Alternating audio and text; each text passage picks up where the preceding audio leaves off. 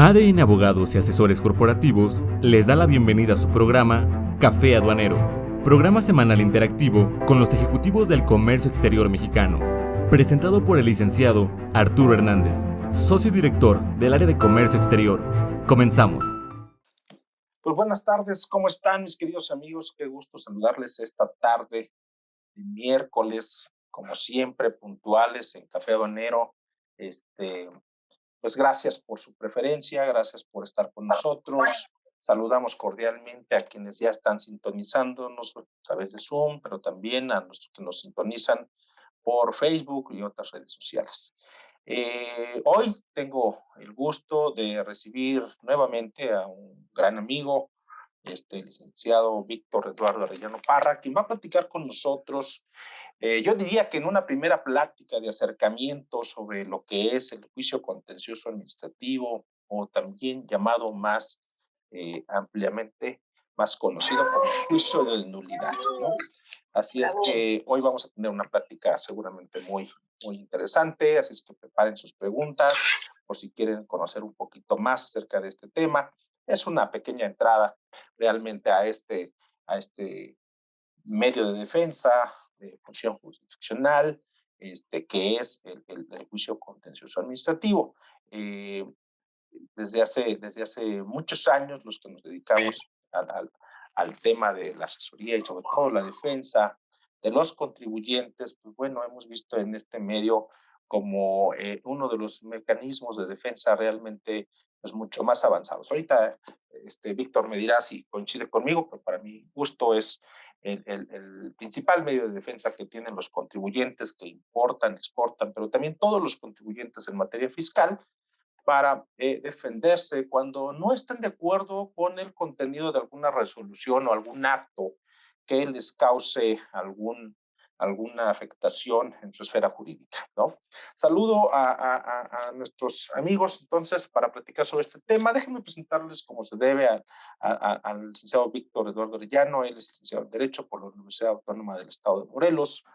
Tiene 2 diplomados, uno en Derecho Tributario por el ITAM y otro por el Centro de Estudios Fiscales, pero este diplomado es en impuestos. Tiene una especialidad en Derecho Fiscal por nuestra máxima casa de estudios, Universidad Nacional Autónoma de México, y tiene 2 maestrías, maestría en Derecho Fiscal por la Universidad Panamericana y también la maestría en impuestos por el Instituto de Capacitación GBA. También tiene una especialidad en Derecho Tributario por la Escuela Libre de Derecho y durante muchos años se ha desempeñado como abogado tributario en varios despachos de renombre, pero también ha participado dentro de las filas de las autoridades fiscales como subadministrador de lo contencioso en el área de hidrocarburos. Así es que por esta experiencia y por esta preparación de gran amigo Víctor Eduardo Arellano Parra, pues ha sido considerado como uno de los 100 mejores fiscalistas por la revista Estrategia Fiscal, que saca esta lista después de un análisis acerca de cuáles son los mejores abogados en materia tributaria. Así es que, pues bienvenido, Víctor, ¿cómo estás? Muy bien, Arturo, buenas tardes a todos.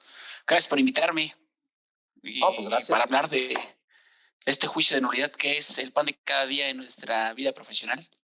Claro. ¿Te gusta, antes de empezar a qué es, ¿te gusta el juicio? ¿Te gusta así como está el juicio? Ya en otra oportunidad estuvimos hablando del recurso de revocación, pero yo iría ahora a este tema. ¿Te gusta el juicio? ¿Te gusta cómo está? ¿O no te gusta? Mira, yo llegué al derecho en el año 2008, que fue cuando salí, ya de lleno. Sí. Estuve en el civil mercantil, pero cuando llegué al administrativo, particularmente al derecho fiscal, me llamó la atención y me centré completamente en este derecho. Me encanta este derecho. ¿No te gusta? ¿Te encanta? Me encanta. Perfecto, muy bien, Víctor. Sí, pues digo, con tantos estudios siempre enfocado a la materia fiscal, tributaria, pues me queda claro que. Pero la pregunta es, desde el punto de vista de un especialista, si a ti te gusta este juicio como está. Platícanos un poquito. Vamos a empezar por el principio para nuestros amigos. ¿Qué ¿cómo debemos entender o qué debemos entender que es el juicio contencioso administrativo o juicio de nulidad? Hay que recordar que este juicio es un medio de control de legalidad de los actos de las autoridades administrativas, llámese aduaneras o llámese fiscales. ¿Es el Ajá, único medio de control de legalidad? La respuesta es no. También existe el recurso de revocación o recurso de inconformidad, depende de lo que estemos hablando. Nada más que, a diferencia del recurso, en el juicio estamos contendiendo de manera legal o litigando el asunto en un escenario, por así decirlo, de manera equitativa frente a la autoridad, porque el que va a resolver es un tercero ajeno, a diferencia de lo que es un recurso de revocación o de inconformidad, donde la autoridad que emitió el acto va a ser la misma que te lo resuelve, ¿no? Y casi siempre, en el 99.9% de las veces, confirma en recurso. Y en juicio de nulidad, digamos que las cosas están un poquito más parejas. claro. Aquí tenemos a las partes, ¿no? Que van a ser eh, el demandante y el demandado, pero también vamos a tener el papel del tribunal, ¿no? Como ese tercero que va a ser una función jurisdiccional que va a impartir, pues, cuando menos una sentencia, no sé si justa o injusta, pero cuando menos va a impartir un punto de vista diferente de ellos, ¿no? Es correcto. Digamos que las partes que tenemos es el demandante, que por regla general es el contribuyente. Ello no quiere decir que una autoridad pueda fungir como demandante, que lo platicamos si quieres más al ratito. Claro, La autoridad demandada, que por excepción a la regla puede haber particulares que funjan como parte demandada, están los terceros llamados a juicio, aquellos cuyos intereses estén ventilándose y por la necesidad de mandarlos traer a juicio, se tiene que emplazar. Un caso muy común es a los trabajadores o sindicalizados cuando en una resolución que se está impugnando se está dirimiendo o se está cuestionando una posible participación, una PTU, participación de los utilidades de los trabajadores, ¿no? claro, En ese claro. caso, Ok. Víctor, ya hablamos un poquito, qué es el juicio, es este medio de control de la legalidad. Explícanos un poquito qué es esto de control de la legalidad. a ver, los contribuyentes por regla general pueden acudir al juicio de nulidad. Bueno, el nombre correcto es juicio contencioso administrativo, pero para efectos de la práctica y de cariño le vamos a decir juicio de nulidad. ¿Qué es lo que podemos impugnar? Podemos impugnar decretos, acuerdos, reglamentos. Me vas a decir, oye, pero eso no se hace en amparo. Sí, también se puede hacer en amparo, pero permite este juicio abordar ciertos aspectos que, como actos reclamados, que se verían en amparo indirecto. Pero también puedes impugnar unas multas, determinaciones fiscales de facultades de comprobación en materia fiscal, no en materia fiscal, de responsabilidad administrativa, de pensiones, indemnizaciones, de licitaciones, negativas de devoluciones. O sea, hay un cúmulo. Es el artículo 3 de la Ley Orgánica del Tribunal Federal de Justicia Administrativa, que señala cuáles son algunos supuestos, porque también la Ley Federal de Procedimiento Contencioso Administrativo, que es quien rige este procedimiento, contempla algunos otros supuestos. Claro. ¿Qué es el medio, No, adelante, qué es adelante. el medio de control de legalidad? Pues no es, a palabras lisas y llanas, son argumentos que vierte, en este caso, el demandante, que los pone a consideración de quien va a dirimir la controversia, en este caso, los magistrados de las salas del Tribunal Federal de Justicia Administrativa. Y por otro lado, vas a tener una contraparte que va a hacer valer excepciones para que el contribuyente o el demandante no alcance su pretensión. Y el tercero, en este caso, el juzgador, es el que va a indicar quién es el que tiene la razón con fundamentos en derecho y razonamientos lógico-jurídicos, ¿verdad? A Claro. grosso modo eso es. Grosso modo, eso es lo que podemos entender. Perfecto. Cabe explicar, ¿no? Que hoy nos vamos a centrar un poquito en el tema fiscal y aduanero, pero como bien lo comentabas, el tribunal tiene una competencia sobre todos los actos, resoluciones, decretos, etcétera, todo lo que ya nos mostraste, pero que afecta prácticamente a toda la administración pública federal, ¿es correcto, Víctor? Es correcto, Arturo. Muy Sí, bien. sí, sí. Ok, pues entrando en materia un poquito de este juicio, Víctor, ¿cuál es el tiempo si yo tengo una resolución de parte de una autoridad fiscal o de parte de una autoridad aduanera? ¿Cuál es el tiempo que tengo yo para poder defenderme, para ir al contencioso, a ir ante el tribunal? Tenemos 30 días hábiles que corren a partir o se computan a partir de que surte efectos el acto que te está afectando. Llámese decreto, llámese resolución, llámese multa, llámese negativa ficta, llámese confirmativa ficta. Por regla, son 30 días. Por regla general, tenemos 30 días. ¿Qué recomendaciones, Víctor, para alguien que tiene pues una determinante de crédito fiscal, un acto de autoridad que a lo mejor tiene que ver con un embargo, con un procedimiento administrativo de ejecución? ¿Cuáles serían las recomendaciones en este sentido si es que te llega un acto que puede ser impugnable en juicio contencioso, para que no se nos vayan los tiempos? Primero, que estén siempre en todo momento tratar de estar asesorado por un especialista. Una. Dos, el especialista es el que va a dar la pauta de la estrategia de defensa a seguir. Ok. Porque, ¿a qué me refiero?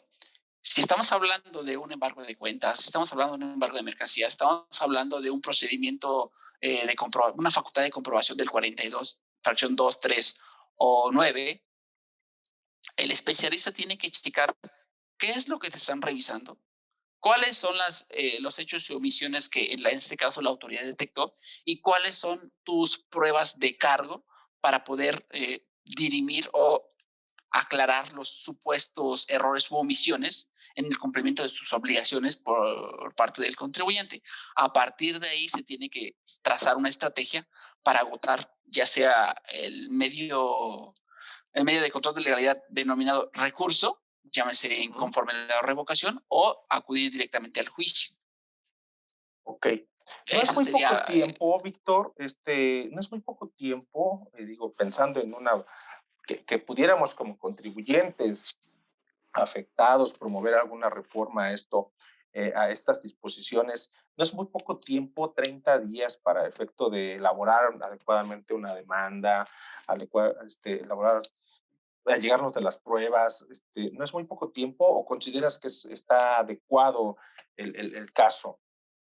Te Más voy a bien el poner tiempo. dos escenarios. Te Sí. voy a poner dos escenarios.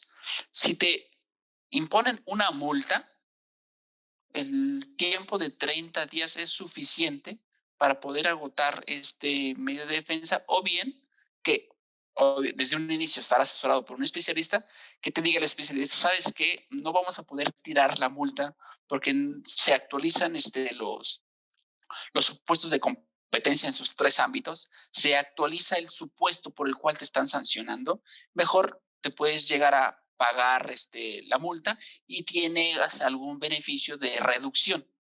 Uh-huh. Porque si el especialista ya se dio cuenta de que no tienes elementos para ganarlo, muy, muy difícilmente vas a cambiar de escenario cuando concluya tu juicio de nulidad. En ese punto yo creo que estamos en un plazo moderado, Adecuado, correcto, creo digamos. que es suficiente. Uh-huh. Es correcto, adecuado el plazo de 30 días. Pero si venimos de un ejercicio de facultades de comprobación y por alguna razón el contribuyente no se asesoró debidamente y tiene de la A a la Z de hechos y omisiones que solventar, porque ya lo detectó la autoridad, te aseguro que 30 días es muy, muy, muy poco.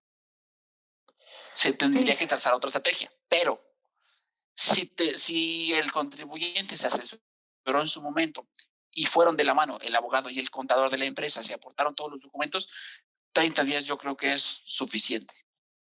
Ok, perfecto. Bien, pues mis queridos amigos, en caso de que ustedes tengan alguna pregunta, váyanosla haciendo llegar, por favor, para que la podamos ir planteando aquí con Víctor, ¿no? Es interesante. Digo, es un tema muy jurídico, ¿no, Víctor? A lo mejor no a todo el mundo le llama la atención. Es un juicio, es como si habláramos de algo que no va a pasar nunca, lo que nunca va a llegar. Pero bueno, la misión de Café Habanero es justamente tocar algunos puntos para dar ciertas ideas, ciertas bases de cada tema y pues ya tener cierta idea o preparación en caso de que nos llegara a tocar atender a alguno de estos, ¿no? El juicio de contencioso, ¿contra qué procede? Contra multas, decías tú, impuestos que nos determinen, accesorios, como puede ser la actualización del recargo, ¿contra qué más pudiéramos nosotros interponer un juicio de nulidad, Víctor? Mira, me voy a permitir leer algunas fracciones del artículo 3 de la Ley Orgánica del Tribunal Fiscal. Sí, claro. Por ejemplo, la fracción 1 te habla de decretos y de acuerdos de carácter general. Esos también se pueden combatir a través del amparo indirecto, pero da la posibilidad de que agotes este juicio de nulidad. Una fracción 2, las dictadas por autoridades fiscales, es decir, que determinen un crédito fiscal, llámese una multa, llámese una determinación derivada de un ejercicio de facultades de comprobación, eso también lo puedes impugnar. Claro. ¿Sabes qué? Solicitaste la devolución de un saldo a favor, un pago de lo indebido, y te lo negaron, ya sea de manera expresa o tácita. Esa negativa también es impugnable a través de este medio de defensa. ¿Sabes qué? Me impusieron una multa administrativa federal distintas a los supuestos que te acabo de decir, también son impugnables a través de este medio de defensa. ¿Sabes qué? Yo tenía una pensión civil que era a cargo del erario federal, y me la negaron o me la quitaron. ¿Sabes qué? Es impugnable. Oye, fíjate que yo estaba en una licitación y creo que hubo vicios en el procedimiento y al final perdí o no me dieron, no me asignaron esa licitación. Es también impugnable a través de este medio de defensa. Las que se tratan, bueno, tú lo debes saber mejor que yo, la fracción 11ª señala las que traten la materia del artículo 94 de la Ley de Comercio Exterior, también son impugnables a través de este medio de defensa. ¿Sabes qué? Yo agoté los recursos, ya sea de inconformidad o de revocación, y la autoridad no me dio respuesta dentro del plazo de los 3 meses. Ese silencio también es impugnable a través de este medio de defensa. O sea, es muy variado, es muy Tenemos amplio. entonces ahí una gran cantidad de supuestos en los que podemos nosotros o tenemos la posibilidad de interponer este juicio de nulidad, ¿no, Víctor? Cuando habla del artículo 94, básicamente se refiere a que la Secretaría de Economía, y digo, lo aclaro, imponga cuotas compensatorias a través del procedimiento administrativo del examen de vigencia, por ejemplo, o de inicio de investigación de lo que es una práctica desleal de comercio exterior como puede ser el dumping. Lo digo, ahí nada más tener cuidado porque ahorita voy a hacer una precisión respecto a lo que te voy a preguntar al ratito. Me dejas espacio si gustas, pero platicamos. Víctor, ¿es obligatorio ir primero al recurso en materia fiscal y en materia aduanera o es optativo y puedo irme directamente al juicio de nulidad? ¿Y qué ventajas deberías tú el ir a juicio de nulidad directamente? Ok, para poder dar una respuesta categórica, te diría o sugeriría que el afectado o el que se vea, el que haya actualizado alguno de estos supuestos, primero se asesore. ¿Por qué? Porque el especialista le debe trazar la estrategia. Volvemos a lo mismo. Si no tienes los elementos de prueba, voy a hacer un paréntesis. Este juicio de nulidad, a partir de 2013, por una jurisprudencia, una contradicción de tesis, perdón, de la segunda sala, impide que en el juicio contencioso administrativo o juicio de nulidad se aporten mayores pruebas a las que se debieron haber aportado en las fases previas. ¿A qué me refiero? Tú como demandante, tú como actor, tú como promovente de este juicio de nulidad, ya no vas a poder ofrecer más pruebas de las que debiste haber ofrecido, ya sea en el recurso o en sede administrativa. Por eso es muy importante, uno, el asesoramiento con el especialista, y dos, la estrategia que se plasme de defensa, porque si no tienes los elementos de prueba, la sugerencia o el camino ideal no sería agotar de manera inmediata el juicio de nulidad, sino el recurso, ya sea de inconformidad o de revocación. Eso da como consecuencia que el juicio de nulidad es optativo, No forzosamente lo tienes que agotar y eso va a depender de la estrategia que trace el especialista. Es optativo. Perfecto. Optativo. Pero vamos a pensar que decidimos que nos vamos al juicio de nulidad, ¿no? ¿Qué recomendaciones, ya me queda claro que es de acuerdo al caso concreto, el especialista en la defensa fiscal, la defensa tributaria, será quien trace la estrategia. Pero así, en recomendaciones generales, Víctor, eh, ¿qué debemos, cuándo sí debemos ir a un juicio de nulidad? ¿Qué elementos debemos tener en cuenta en nuestro expediente? Porque nos vamos a ir a defender. Elementos de forma, elementos de fondo. ¿Qué tenemos que ver de manera general? Primero, ¿qué es lo que te están observando? ¿O cuáles son los hechos o las supuestas omisiones que está presentando el contribuyente? Una vez que partes de ahí, tienes que voltear con tu abogado y decir, oye, ¿qué elementos de prueba tengo para poder desvirtuar o restarle valor a los hechos o omisiones que está siendo señalados por la autoridad? Partiendo de ahí, si tienes todos los elementos de acuerdo al especialista, puedes agotar el juicio de nulidad de manera directa para que no pierdas un plazo de 3 meses, cuanto menos, que es el tiempo que dura el recurso de revocación. ¿Sabes qué? El especialista te dice, no contamos con todos los elementos para poder desvirtuar los hechos y observaciones de la autoridad. La sugerencia es que se acuda a recursos de revocación o de inconformidad. Pero voy más. Si el especialista, el contador y el abogado desde un principio se dan cuenta cuál es la postura o hacia dónde va la autoridad, agota acuerdo conclusivo. ¿Para qué? Para que tengas una idea de cuál es ¿cómo le podemos llamar? ¿Cuál va a ser la postura final de la autoridad, donde te va a dar los elementos de qué es lo que te está observando y por qué, para que tú tengas o recabes o te hagas llegar de los medios de prueba para que en su momento los exhibas y partiendo de ahí tú decides si vas a recurso o si te vas a juicio. Ok. Entonces, a ver, anoto esta recomendación. Es decir, primeramente vamos a intentar ver si procede un acuerdo conclusivo con Prodecon, pero si no tengo los elementos, la recomendación es irme al recurso de revocación y solo que, diríamos así, tenga ya todos los elementos y no quiera perder más tiempo en el recurso de revocación, solo cuando tenga todos los elementos en contra de lo que la autoridad me está determinando, solo en ese momento se recomienda o recomendarías ir al juicio de nulidad. ¿Es así? Sí, hablando de medios probatorios, sí. Sí. Ok, perfecto. Muy bien. Ya nos dijiste que tenemos ahí un plazo de 30 días para interponerlo. ¿Cómo lo interpongo? ¿Cómo tengo que presentar mi demanda? ¿En vía electrónica? Que hoy estamos dando paso a la normatividad del juicio en línea, ¿no? O me aceptan todavía que vaya llegando con mis demandas impresas y mis pruebas impresas y todo. ¿Tenemos las dos posibilidades o cuántas posibilidades tenemos de presentar nuestro juicio? Mira, el juicio de nulidad se puede presentar por escrito o se puede presentar en línea. Me vas a preguntar, ¿hay distintas modalidades? La respuesta es sí.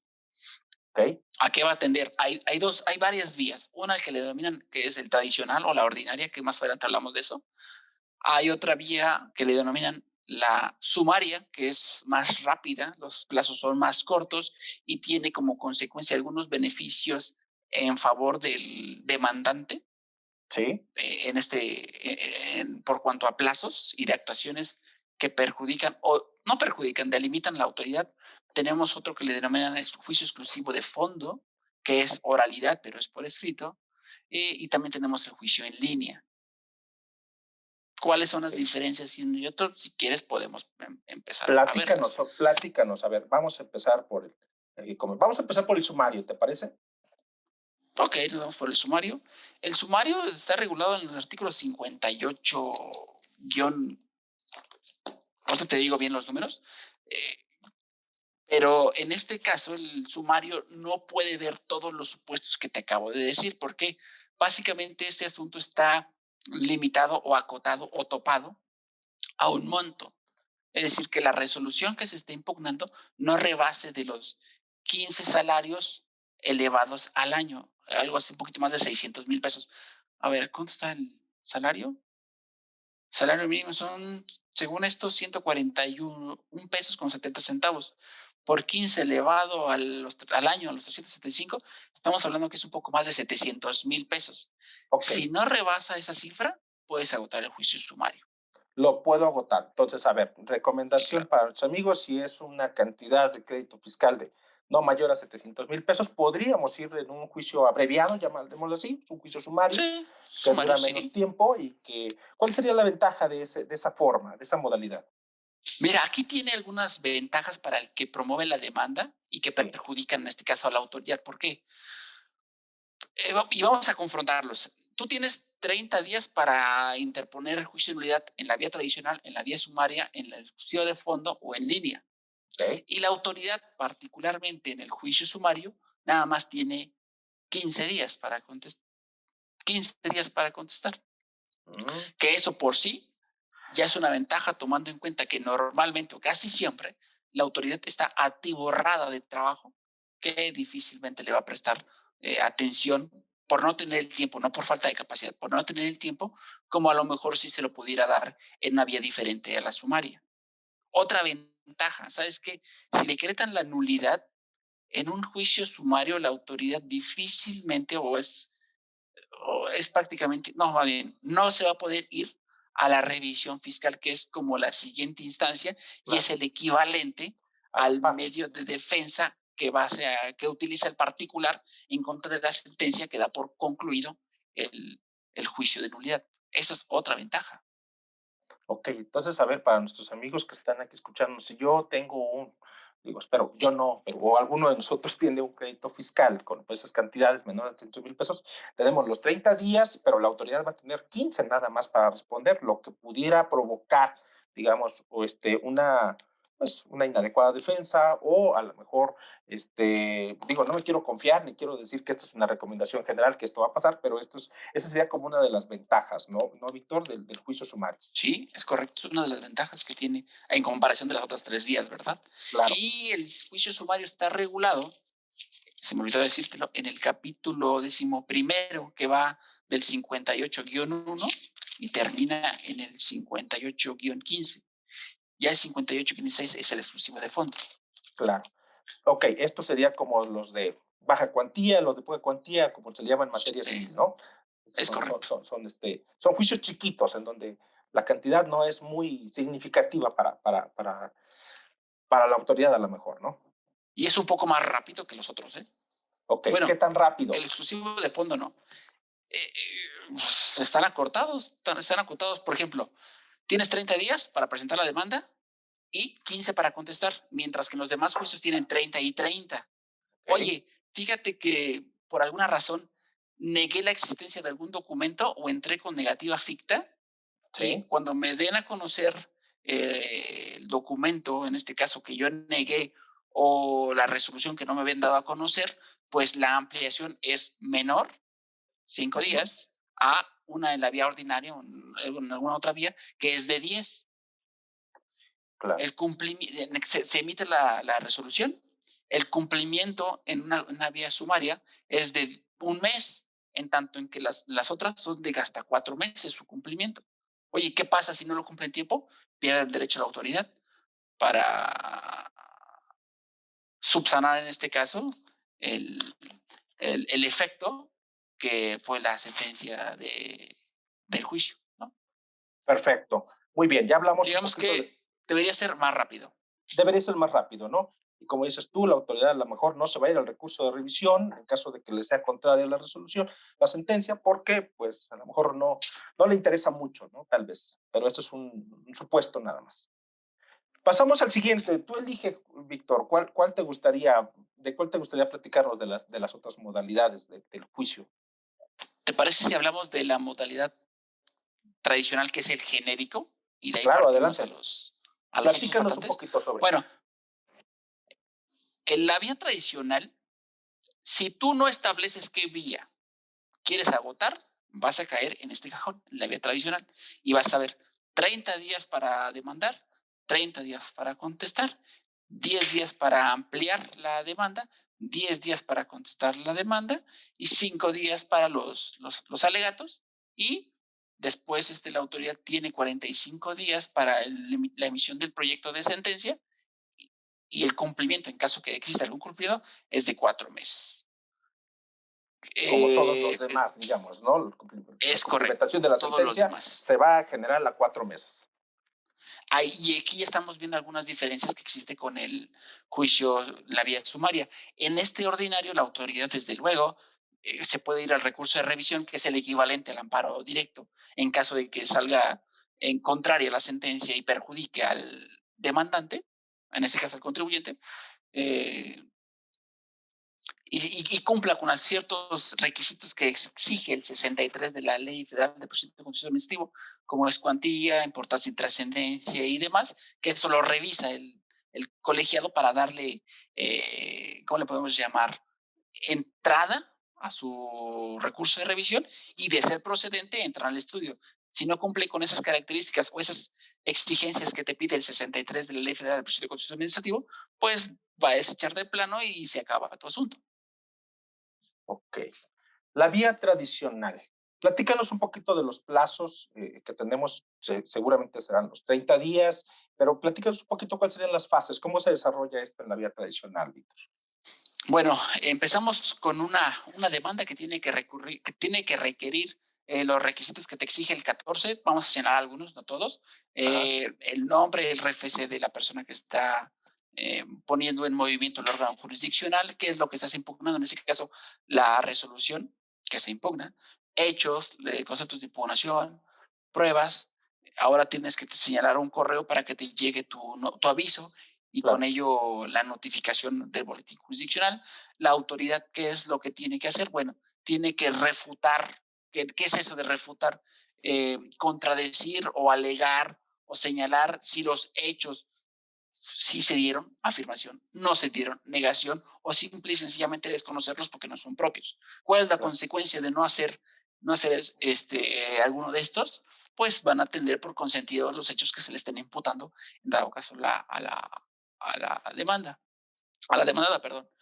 Tienen que combatir cada uno de los conceptos de impugnación que haga valer su contraparte, en este caso la parte actora, y en caso de existir causales de improcedencia y sobreseimiento, tendrá que hacerlas valer para que el asunto salga en favor de la autoridad. 30 y 30 días para ello. Ok. No necesariamente se tiene que ampliar la demanda o ampliar la contestación de demanda, solamente en ciertos casos. Por ejemplo, algunos, las negativas de algún documento o de algún hecho, o cuando se está impugnando una resolución negativa ficta o confirmativa ficta, ¿no? ¿Qué es eso? El silencio de la autoridad. Eso es negativa o confirmativa ficta. Después pasamos al plazo de los alegatos, que son 5 y 5, para que se dé el cierre de instrucción. ¿Qué es el cierre de instrucción? ¿Sabes qué? El magistrado dice, hasta aquí acabo, hasta aquí te recibo pruebas de una y otra parte, argumentos de una y otra parte, porque una vez que se emite el cierre de instrucción, el magistrado va a ponerse a estudiar y emitir el proyecto de sentencia, que tendrá que ser votado con los magistrados, ¿verdad? Y se publica la sentencia. A grosso modo, ese es el procedimiento que nos podemos llevar de un... Sí, pero eso es mínimo un año, más o menos, ¿eh? Más o menos. Ok, perfecto. Eso es el juicio en la vía tradicional. Pasamos a la siguiente. Escoge tú cuál quieres platicarnos. Sí. El juicio exclusivo de fondo, que es lo más nuevo que hay. Ajá. Aquí se presenta el escrito igual, con las mismas características que hablamos del 14, de la Ley Federal de Procedimiento Contencioso Administrativo, con ciertas salvedades que tienes que fijar un como pequeño resumen encima de cada concepto de impugnación que hagas valer, donde puedas advertir qué es lo que estás alegando o cuál es el tema central del argumento. ¿Por qué? Porque el juicio exclusivo de fondo es única y exclusivamente, como la ley lo marca, como conceptos de fondo. ¿Qué es eso? Que tengan que ver con el sujeto, objeto, base, tasa o tarifa, relacionados con apreciaciones de hechos, aplicación o interpretación de normas, valoración de pruebas. A eso se centra. ¿Qué beneficio o qué atractivo de esta modalidad es la oralidad, la celeridad y, claro está, la no garantía, cuando menos en esta instancia nada más, ¿no? y va a conocer de asuntos cuyo monto rebasen los 6 millones, 6 millones y medio. Ahorita te digo exactamente qué montos conoce para arriba, no cualquiera, no cualquier monto. Dice el artículo 5816. Ahorita te digo el monto porque es como 6 millones y medio, más o Sí, menos. no te preocupes, pero lo vamos dejando más o menos ahí. Si gustan, no te presiones con el tema. Además, está entendible, ¿no? Que es más o menos esa cantidad, así como nos mencionaste tú para el juicio sumario, una cantidad promedio de 700,000 pesos, ¿no?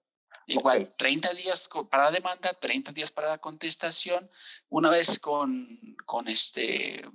desagradado la demanda y la contestación, hay una audiencia para fijación de litis, donde se van a establecer cuáles son los puntos de controversia que hay entre las partes para que con base en ello se lleve a cabo la audiencia que es oral y donde se expongan los argumentos de uno y de otra parte para que, en presencia de los magistrados, para que conozcan el asunto y después se pase a resolver el asunto. A grosso modo, así es. Digamos que también es un juicio rápido. Sí, es rápido. O debería ser rápido, ¿no? Igual que el sumario. Exactamente. También lo puedo presentar. Sí. ¿Perdón? También lo puedo presentar en línea o de manera escrita.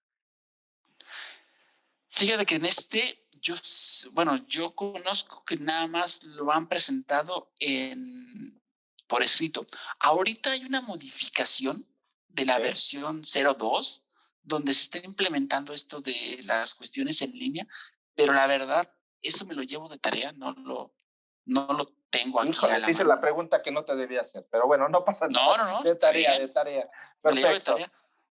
Muy bien. Yo entendería que sí, pero no lo he visto en la práctica. Y sobre todo porque ahorita a raíz de la pandemia, claro, se ha podido presentar en la vía tradicional, en la vía sumaria, obviamente en la vía de juicio en línea, todo en línea, pero no tendría por qué hacer diferencia, yo entendería que sí, claro, pero desconozco el fundamento legal del juicio exclusivo de fondo. Ese me lo llevo de tarea. Perfecto. Muy bien. Pues ya llevamos 3, ¿no? Pasamos al cuarto porque te tengo por ahí luego para platicar de un quinto. Bueno, no, bien.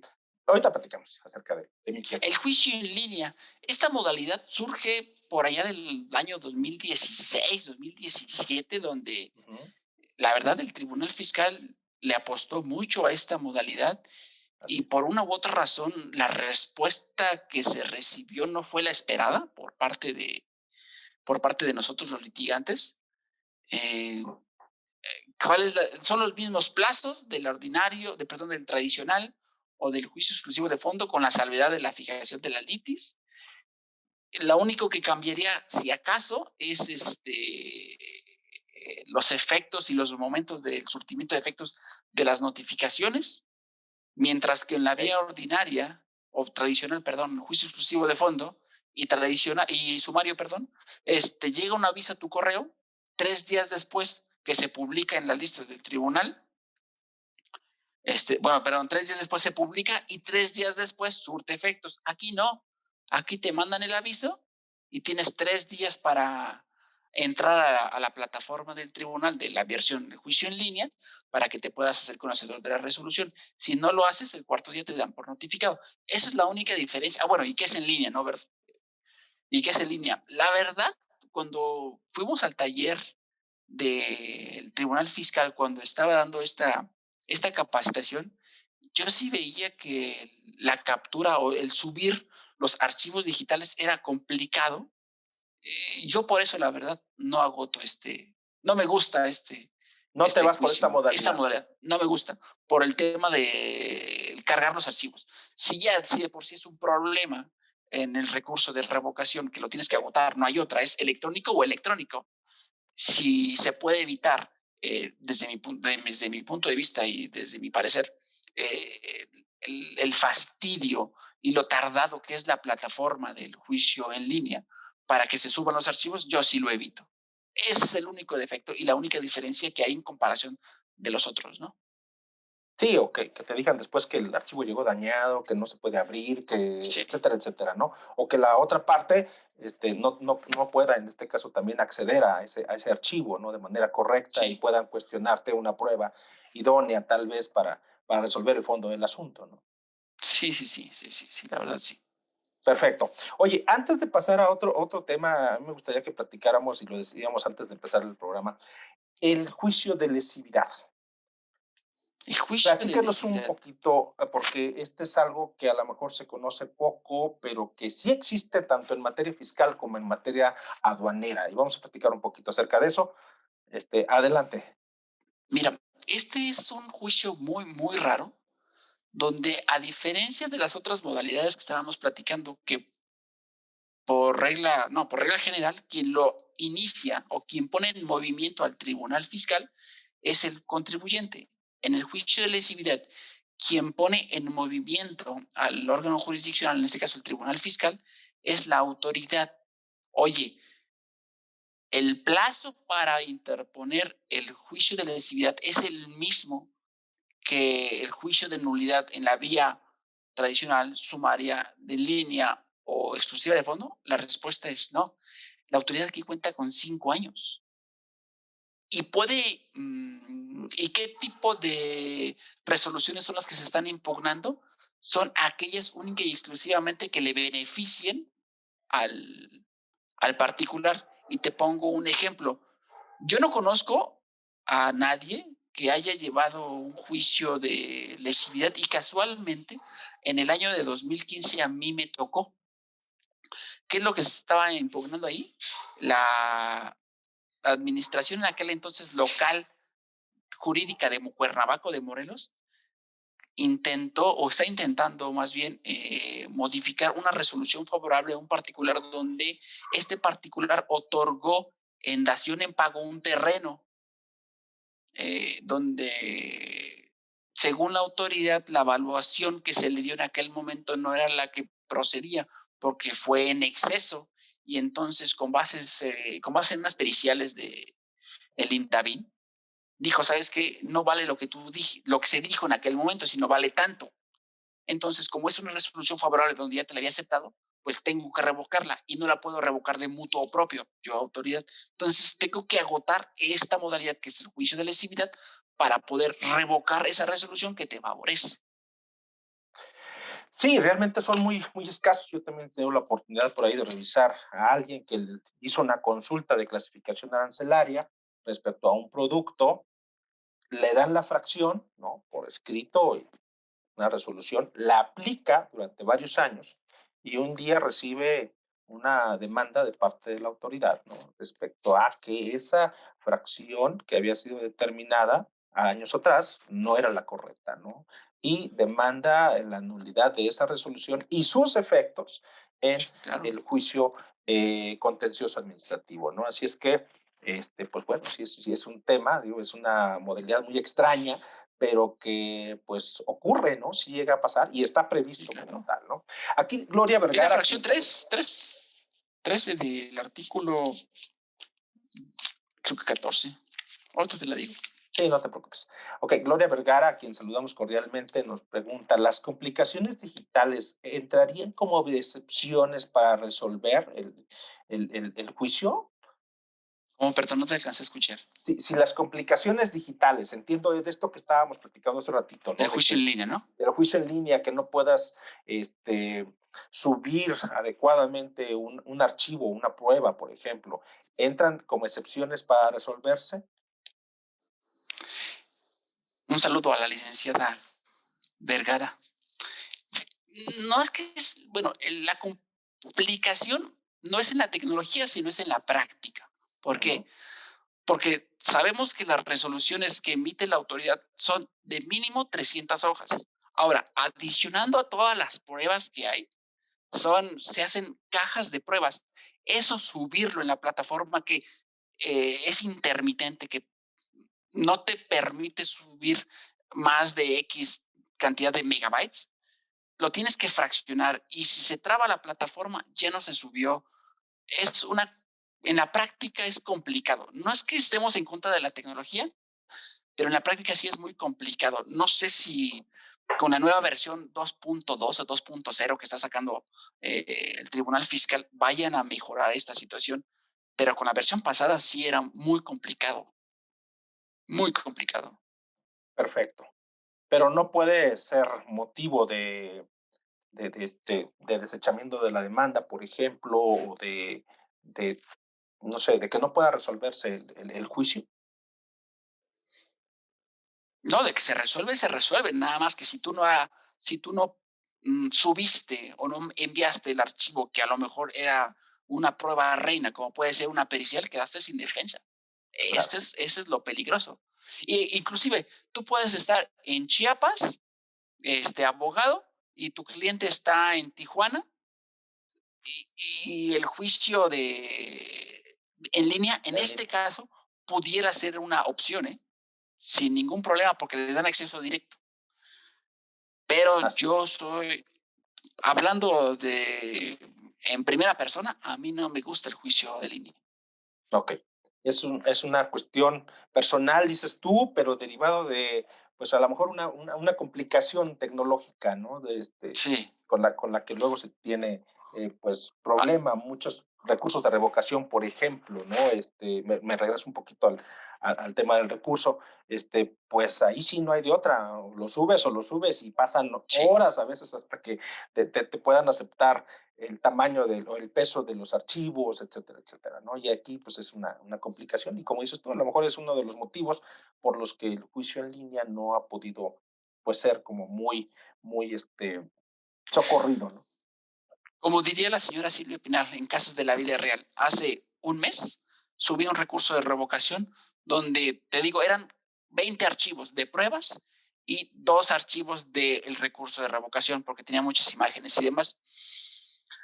Lo empecé a subir a las 12, lo acabé de subir a la 1:30, pero ¿qué crees? Me doy cuenta que ninguna prueba se fue, entonces tuve que volverlo a mandar porque casualmente, bueno, no era el último día, sino siempre los trato de presentar cuando más tarde, un día antes de que venza, por aquello de que se va la luz. Yo veo muy fuerte que el SAT no funciona su plataforma.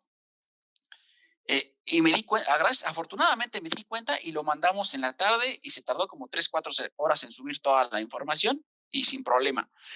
Te lo comento por lo siguiente. Cuando tuvimos la oportunidad de estar en el SAT, los abogados o los contribuyentes decían, ¿sabes qué? Yo sí te mandé todas las pruebas, pero tu plataforma falló. ¿Qué es lo que hacía el SAT? Ofrecía la prueba, un informe de autoridad del área tecnológica, ahorita no me acuerdo cómo se llama el nombre, y AGTI. en todas decía, ¿sabes qué? Ese día que tú estás llenando, no hubo fallas, no tuvo fallas la plataforma. ¿Y qué crees? El contribuyente se quedó sin pruebas y pierde el asunto por eso. Por eso es delicado. Es muy peligroso eso. Perfecto. Muy bien. Víctor, nos diste a conocer un poquito las modalidades. No sé si nuestros amigos por ahí quieran hacer algunas preguntas. Adelante, estamos listos para formularlas, pero en tanto eso sucede, yo te preguntaría, nos diste a conocer todas las modalidades del juicio en nulidad. Este, ¿Cuál es tu experiencia respecto a las salas especializadas o las salas? ¿Cómo está estructurado? Platícanos un poquito para entender ahora a este órgano jurisdiccional que finalmente tiene que resolver la demanda del particular o de la autoridad en este caso, ¿no? ¿Cómo está conformado? Por ahí, si nos puedes contestar, ¿qué opinas de las salas especializadas? Mira, el Tribunal Fiscal está integrado de varias salas regionales. Las salas regionales están en casi todos los estados, salvo algunas excepciones como creo que es Colima, Nayarit y algunas pocas que se me estén yendo. Cada estado tiene una sala regional.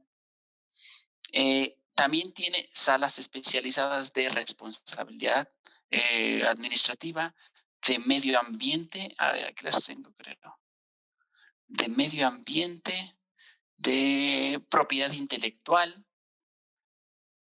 De comercio Y exterior. si la podemos llamar de comercio exterior, y si la podemos llamar como especializada a la sala de juicio exclusivo de fondo o juicio en línea, son las especiales.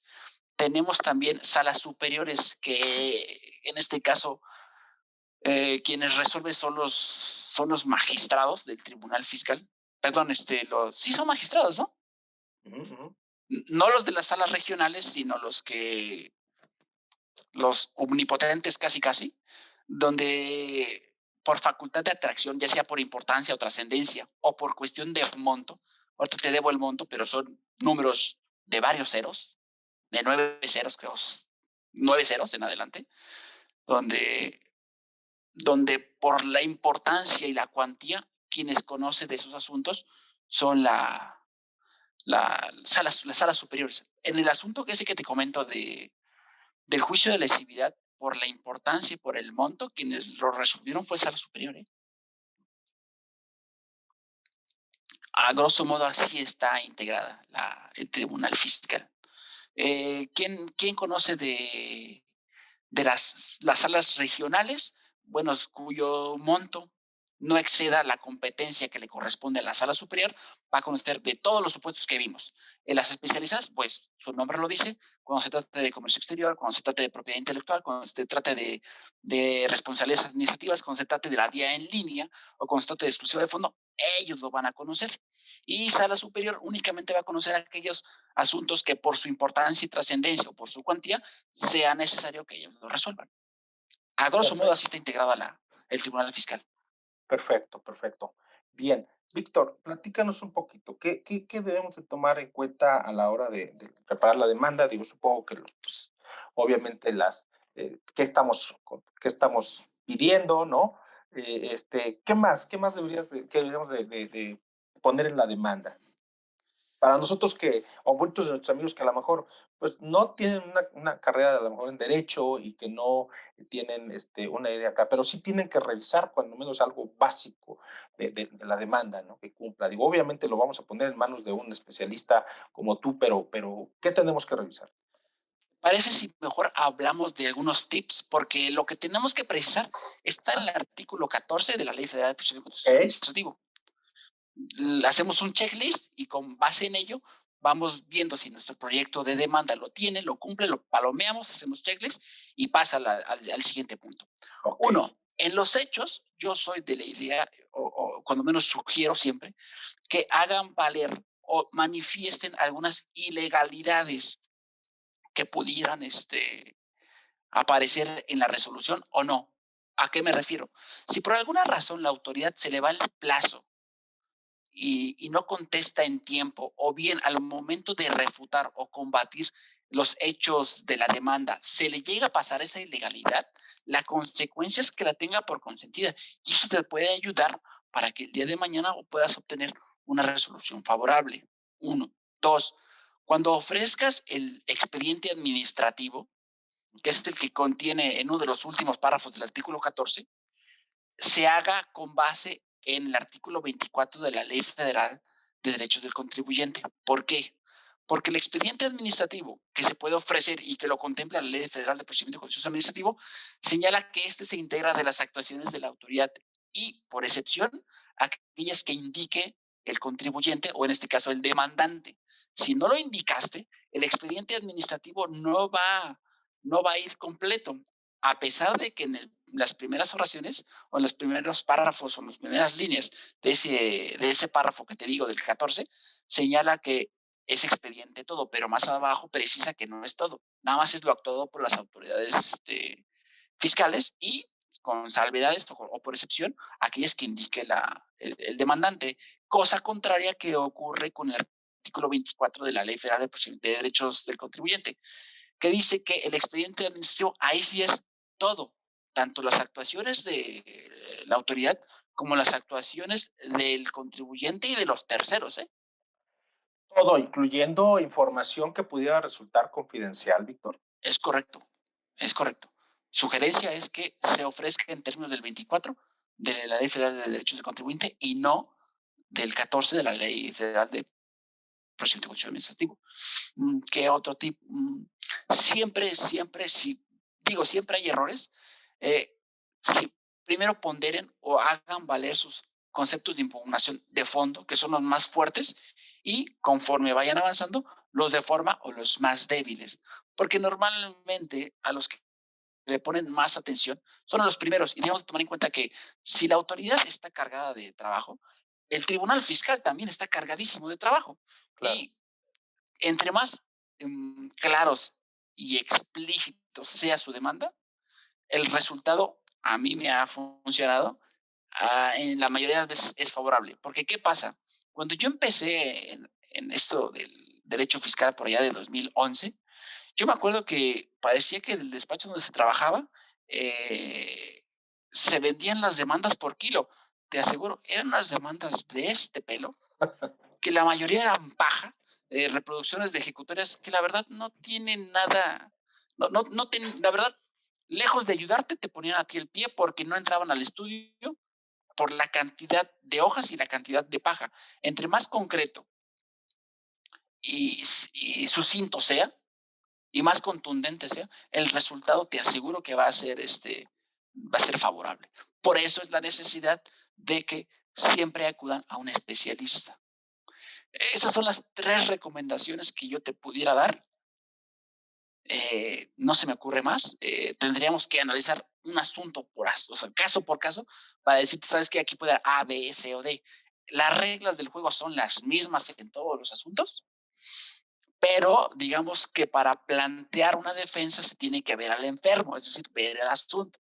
Y con base en ello, tú dices, nos vamos por aquí, nos vamos por allá, esperamos, hacemos valer esta situación para que la autoridad me conteste A, B o C y poder ver qué ilegalidades o qué precedentes hay donde me puedan favorecer a mí particular.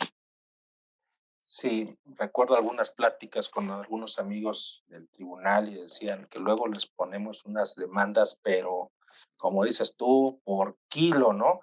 Y que cuando revisan, pues no Sí, hay sustancia, no hay realmente conceptos de impugnación sólidos, ¿no? O respaldados con pruebas, ¿no?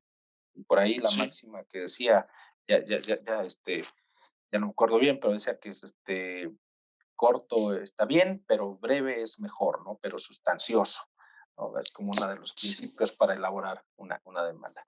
Perfecto. Oye, Fidel Merlos, qué gusto, Fidel, que estés con nosotros esta tarde. Dice, buenas noches. ¿Hay imparcialidad en el tribunal, mi querido Víctor? Es una pregunta, ¿o hay salas pro autoridad? Son dos preguntas. Platícanos un poquito cómo se está viendo en general la actuación del tribunal. Digo, tampoco esto es un medio para juzgar a nadie, ¿no? Pero tu impresión es que hay imparcialidad en el tribunal ahora o hay salas pro autoridad.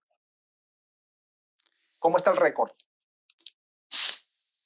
Creo que se está, desde mi perspectiva, creo que se está inclinando un poquito más en favor de la autoridad que del contribuyente, la verdad. Hay como todo. Hay algunos secretarios y magistrados que son más pro contribuyente, otros más pro autoridad. La imparcialidad se supone que siempre debe estar presente, pero sí se ve una inclinación un poquito más en favor de la autoridad. La verdad es que sí. Ok, entonces Sí, tenemos que redoblar esfuerzos, y por eso te preguntaba, a veces 30 días en este mundo, pues no está tan fácil, ¿no? De ponerte sí. a sentar y a dedicarte. Yo luego tengo algunos amigos que me dicen, no, ni me molestes, ahorita estoy concentrado en estos temas, ¿no? Porque pasamos ahí noches en vela para poder hacer una buena demanda, ¿no? De ahí la importancia de una buena prueba, una buena asesoría y un concepto de impugnación contundente. Te lo digo Oye, porque me ha tocado perdón, ver demandas donde está la idea, pero nunca se aterrizó y mucho menos se soportó con documental y por eso se perdieron los asuntos. Y luego dicen los abogados, es que ahí decía todo, sí, tú lo entendías, pero no lo explicaste, no eres contundente. Te aventaste 3 kilos de demanda y el resultado, pues ya sabíamos cuál iba a ser. Mientras tu argumento no sea contundente, pues no podemos hacer nada. A lo mejor por eso es que se ha inclinado un poquito más la balanza en favor de la autoridad que del contribuyente. ok.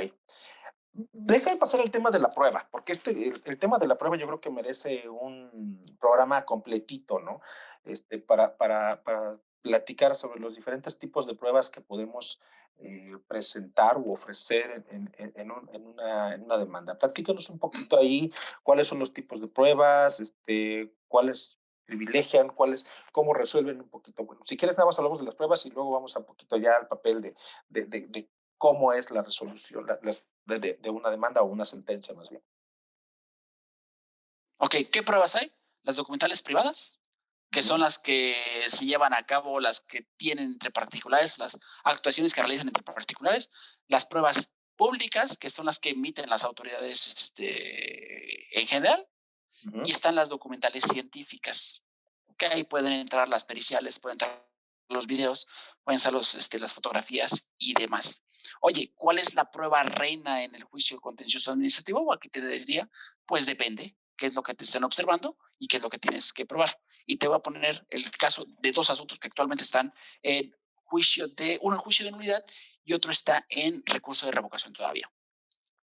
Si está en recurso de revocación, le están negando la deducción de un costo de un polímero, que es un químico que se le inyecta al suelo para aplanarlo o cimentarlo, para que no haya filtraciones y demás.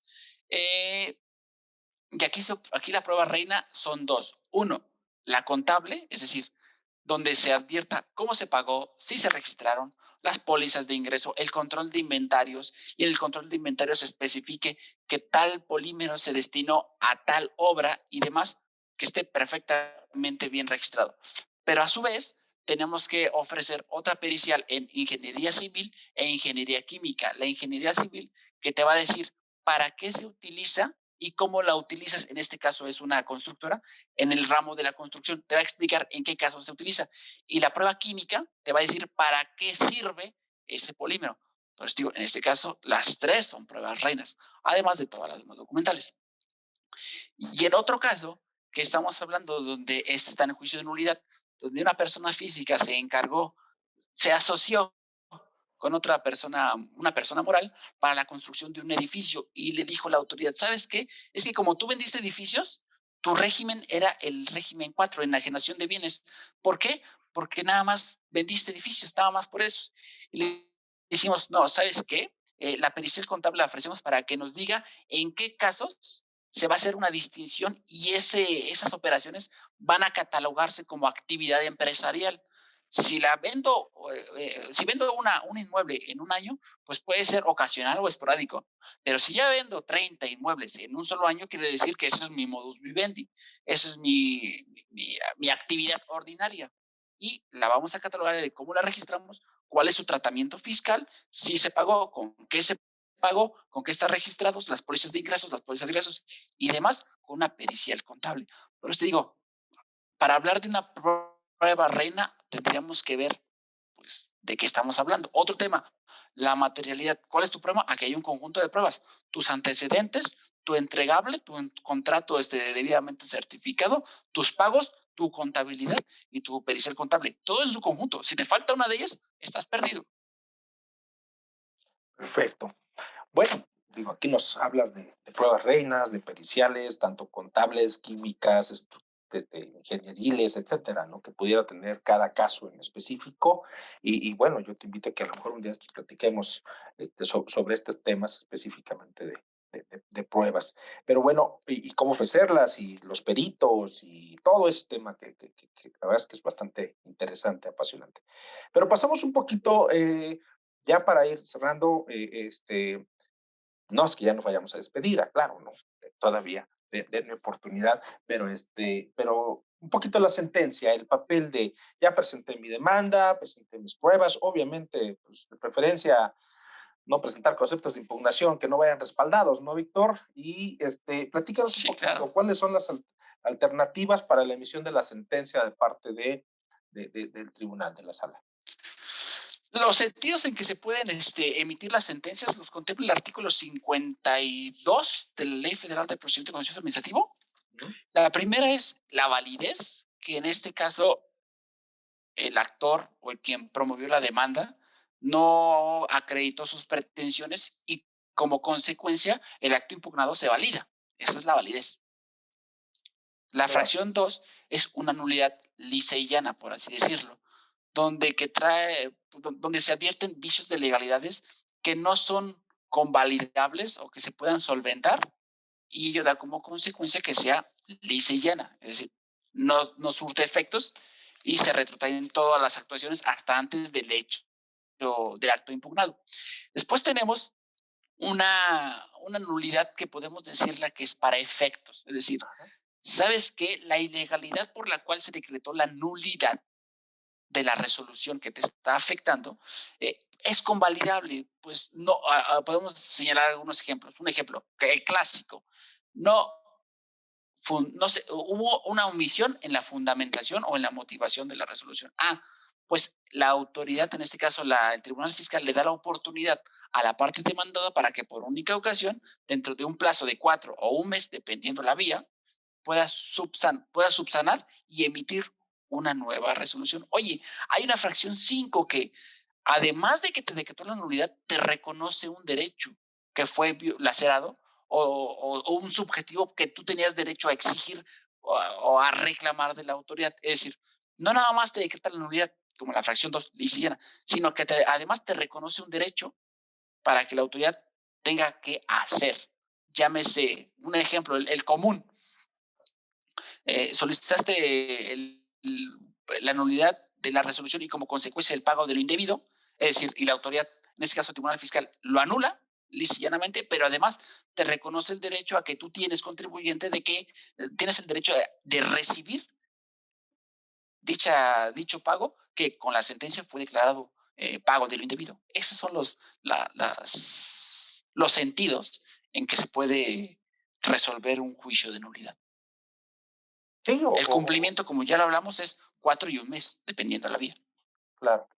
Aquí traigo a colación, y este es otro programa que algún día les compartiremos, ¿no? La responsabilidad patrimonial del Estado y el pago de daños y perjuicios relacionado en materia fiscal y en materia aduanera, ¿no? Que también se ha llegado a solicitar cuando se presume pues que las autoridades no solo hicieron un acto ilegal, sino además generaron un daño o se generaron daños y perjuicios, ¿no? Y ahí algún día de estos platicaremos, ¿no? Sobre este tema. Y voy más en ese punto. Si no se llenó al momento de contestar o hasta antes de que se resolviera el asunto, eso da como consecuencia una falta grave. Y la falta grave le permite al que puso en movimiento, en este caso al actor, al órgano jurisdiccional, de que le paguen daños y perjuicios. Es correcto. Artículo 6 de la Ley Federal de Procedimiento Contencioso Administrativo, ¿no? Causa grave. Pueden ser sancionados las autoridades en términos del 87 del Código Fiscal. Podría ser. Sí, así es. Y no lo hacemos valer. No lo hacemos valer. Muchos contribuyentes primero están bien enojados, ¿no? Porque les deshicieron, les causaron. Y ya cuando decimos, pues, si gustas, reclamamos daños y perjuicios en la vía administrativa, dicen, no, mejor no, hay otro día, ¿no? Nada más que me paguen lo que, o no pagarlo el crédito, ¿no? Y eso se hace vía incidental, es correcto. Así es. Muy bien, muy bien. Bueno, pues la verdad es que sí es un tema muy, desde mi punto de vista, muy especializado, muy técnico, muy jurídico, ¿no? Pero que bueno, con esta plática nos permite el acercamiento, ¿no? Pues de cómo es el juicio de nulidad o juicio contencioso administrativo. Yo digo que sigues diciendo tribunal fiscal, ¿no? Bueno, nada más preciso ahí que, bueno, de cariño. No es, de cariño, ¿no? La vieja guardia siempre les decíamos nada más fiscal, ¿no? Y ahora ya prácticamente es administrativo para varias materias, ¿no? Por aquí sí. Es que antes se llamaba Tribunal Fiscal. Así y después Tribunal Federal de Justicia Fiscal. Y después Tribunal Federal de Justicia Fiscal y Administrativa. Y ahorita le quitaron el fiscal y le dejaron el Tribunal Federal de Justicia Administrativa. Es correcto, ya. De cariño le decimos Tribunal Fiscal. Le seguimos diciendo Tribunal Fiscal, ¿no? Los que ya llevamos un ratito en esto. Perfecto. Mi jefe cada vez que se nos otorga en la aduana quiere demandar a la autoridad, jaja. Sí, tienes razón, Ángeles.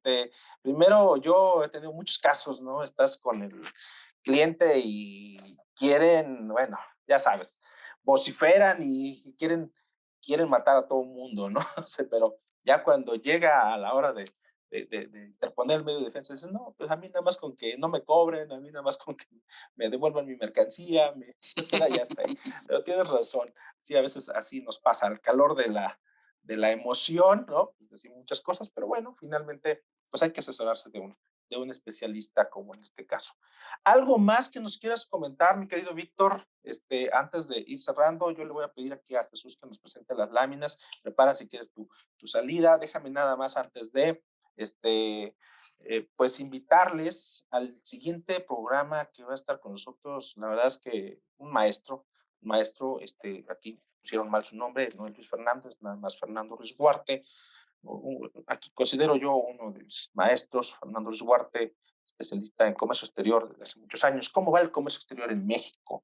Y nos tiene varios puntos de reflexión sobre la materia, cómo es que vamos. Este será el siguiente programa del siguiente miércoles y estará con nosotros gran maestro. Gracias porque nos confirma que sí puede estar con nosotros y nos tiene una gran invitación. Así es que a un evento muy, muy importante vamos a platicar sobre el Congreso de Comercio Exterior que, gracias a Dios, se va a realizar otra vez. El año pasado no hubo Congreso de COMCE, así que yo diría que el principal evento de comercio exterior. Entonces, bueno, están invitados para la siguiente semana para tener esta plática con nuestro querido Fernando Ruiz Huarte. También les quiero agradecer el apoyo por seguir confiando en nosotros. La siguiente lámina, Jesús, me ayudas bueno, gracias a JG Milar, empresa que se dedica al transporte de mercancías, por seguirnos apoyando, además de la asesoría logística. Bueno, tiene muchas ventajas por ahí. Contacten en el 56 18 48 39 66 para que pues vean todos los servicios que este operador logístico y en especial el tema de seguros nos está proporcionando. La que sigue, vamos a platicar.